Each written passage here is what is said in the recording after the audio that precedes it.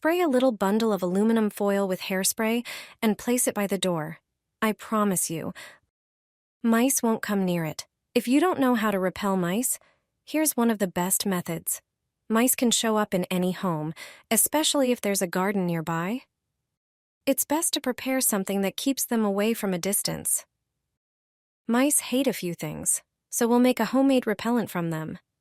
Get some cayenne pepper. Put a small amount in a bowl. Add some cloves. Mice hate the smell of these two spices. Drizzle them with peppermint oil, another scent mice can't stand. Lay out a piece of aluminum foil and transfer the mix onto it. Wrap it into a small bundle. To let the scent escape, poke holes in the foil with a toothpick, or don't seal it too tightly.